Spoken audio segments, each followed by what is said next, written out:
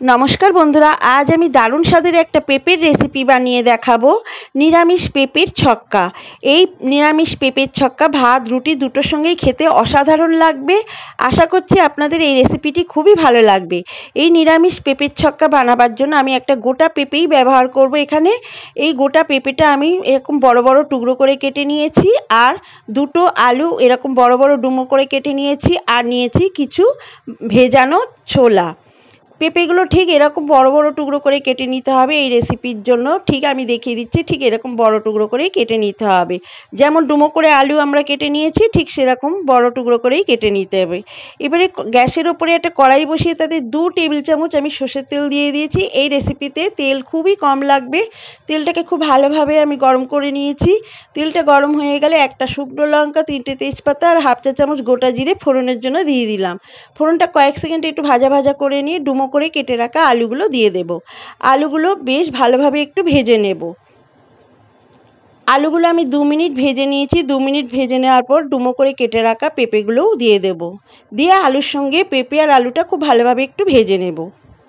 এই সময় গ্যাসের ফ্লেমটাকে আমি মিডিয়ামে রেখেছি। মিডিয়ামে রেখে ভেজে নিয়েছি আলু আর পেঁপেটা অনেকক্ষণ ধরে। এবার এখানে হিং দিয়ে দেব কিছুটা পরিমাণে। যেহেতু নিরামিষ রান্না আর যেহেতু বলেছি আমি পেঁপের ছক্কা, তার জন্য আমি কিছুটা পরিমাণে হিং দিয়ে দিলাম, এই হাফ টেবিল চামচের একটু কম। হিংটা দিয়ে খুব ভালোভাবে পেঁপে আলুর সঙ্গে মিশিয়ে নিচ্ছি। মেশানো হয়ে গেলে একটা ছোট সাইজের টমেটো কুচি করে রেখেছি, সেই টমেটো কুচিটা দিয়ে দিলাম। টমেটো কুচিটা দিয়ে আবার পেঁপে আলুর সঙ্গে একটু ভাজা ভাজা করে নেব। ভাজা ভাজা হয়ে গেলে এখানে 1 চামচ মতো গ্রেট করে নেওয়া আদা দিয়ে দিলাম। গ্রেট করে নেওয়া আদা আর টমেটোটা খুব ভালোভাবে পেঁপে আলুর সঙ্গে মিশিয়ে নেব। মেশানো হয়ে গেলে যে ভেজানো ছোলাটা আমি রেখেছিলাম সেই ভেজানো ছোলাটা দিয়ে দিলাম। দিয়ে এই পেঁপে আলুর সঙ্গে একটু ভাজা ভাজা করে নেব। এই সময় গ্যাসের ফ্লেমটাকে মিডিয়ামে রেখে আমি সব কিছু ভেজে নিয়েছি। এবারে এখানে আমি গুঁড়ো মশলাগুলো দিয়ে দেব। তার জন্যে হাফ চামচের একটু কম হলুদ গুঁড়ো দিয়ে দিলাম, হাফ চামচের একটু কম লঙ্কা গুঁড়ো দিয়ে দিলাম, হাফ চামচের একটু কম কাশ্মীরি লাল লঙ্কার গুঁড়ো দিয়ে দিলাম আর স্বাদ মতো নুন দিয়ে দিলাম। সমস্ত গুঁড়ো মশলাগুলো দিয়ে পেঁপে আলুর সঙ্গে খুব ভালোভাবে মশলাগুলো কষিয়ে নেব।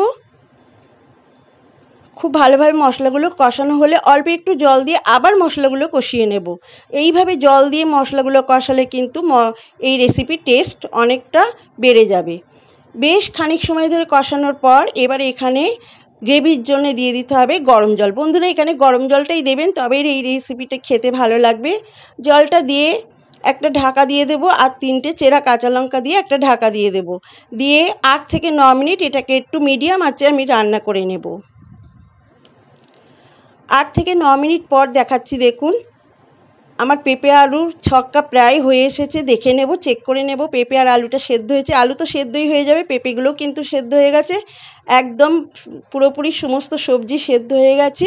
এবারে নামাবার আগে এখানে দিয়ে দেব 1 চা চামচ চিনি। চিনিটাকে দিয়ে খুব ভালোভাবে আবার মিশিয়ে নেব। চিনিটাকে দিয়ে খুব ভালোভাবে মেশানোর পর দিয়ে দেব 1 চামচ ঘি। ঘিটা কিন্তু অবশ্যই দেবেন বন্ধুরা, তবে কিন্তু এই রেসিপির টেস্টটা বাড়বে। ঘিটা দিয়ে আবার পেঁপে আলুর সঙ্গে খুব ভালোভাবে মিশিয়ে নিলেই রেডি হয়ে যাবে আমাদের পেঁপে আলুর ছক্কা।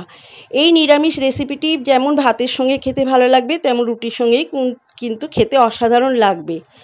আমার পেঁপে আলুর ছক্কা একদম তৈরি পরিবেশনের জন্য। এবার গ্যাসটাকে অফ করে দেব।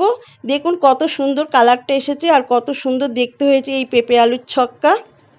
আপনারাও বাড়িতে এইভাবে পেঁপে আলুর ছক্কা বানিয়ে খেয়ে দেখুন, খেতে দারুণ লাগবে। রুটি ভাত লুচি পরোটা সবের সঙ্গেই খেতে ভালো লাগবে। আপনারা বাড়িতেই বানান। যারা পেঁপে খায় না তাদেরকেও যদি এইভাবে বানিয়ে দেন তারাও কিন্তু দেখবেন খুব আনন্দ সহকারে খেয়ে নিচ্ছে। এই পেঁপের ছক্কা ভিডিও যদি ভালো লাগে, রেসিপিটা যদি ভালো লাগে আপনারাও বাড়িতে বানাবেন। বাড়িতে যদি বানান খেয়ে কেমন লাগলো কমেন্টসে আমাকে লিখে জানাতে ভুলবেন না। আপনারাও অবশ্যই বাড়িতে এইভাবে একবার অন্তত বানিয়ে খেয়ে দেখুন। অনেক তো কুমড়োর ছক্কা খেয়েছেন, একবার পেঁপের ছক্কা খেয়ে দেখুন, খেতে দারুণ হয়। আর আমার এই রেসিপি ভিডিও যদি ভালো লাগে তো অবশ্যই একটি লাইক করবেন আর আমার চ্যানেলটিকে সাবস্ক্রাইব করে আমার পাশে থাকার অনুরোধ রইল। আবার ফিরে আসবো পরবর্তী রেসিপি নিয়ে, ততক্ষণে ধন্যবাদ।